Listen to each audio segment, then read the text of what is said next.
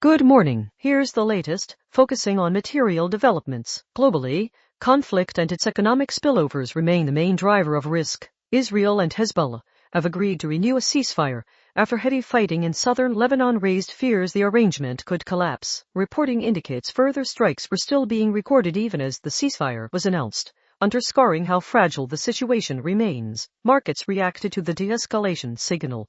Oil prices fell on hopes the ceasefire will help stabilize the broader U.S.-Iran understanding. Separately, Iran is signaling it may tighten commercial conditions around the Strait of Hormuz, saying vessels would need Tehran-approved insurance to transit the waterway. Any move that raises shipping costs or uncertainty through that corridor would feed directly into global energy and freight pricing. On the global economy, there are fresh signs the post-stimulus bounce in China is losing momentum. Financial Times reporting says China's mid-2026 activity is sputtering, complicating efforts to re-energize growth that matters for global demand, commodity prices, and the outlook for trade-exposed economies. In Europe, political tensions are also in focus.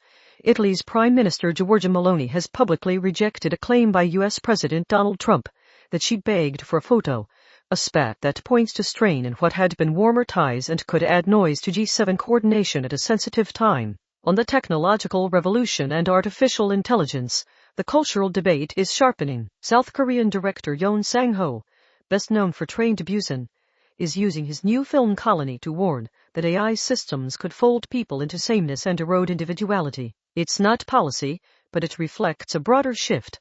AI is now being discussed not just as productivity infrastructure, but as a force shaping identity, creativity, and social cohesion. Turning to Australia, domestic politics is being shaped by tax and the rise of minor parties. Treasurer Jim Chalmers has conceded Labor took a hit over proposed capital gains tax changes, while Health Minister Mark Butler has rejected leadership speculation. On the right flank, One Nation is drawing renewed attention after Pauline Hanson's National Press Club appearance, with commentary warning that while the party seeks mainstream appeal, its messaging on multiculturalism and minorities remains polarizing. Separately, ABC reporting from a regional town describes how One Nation rapidly built local dominance, offering a case study in how community-level campaigning can translate into broader political momentum. On the Australian Public Service and National Story, ABC reports two Afghan sisters separated during the 2021 flight from Afghanistan have reunited in Melbourne and are now on a pathway to Australian citizenship,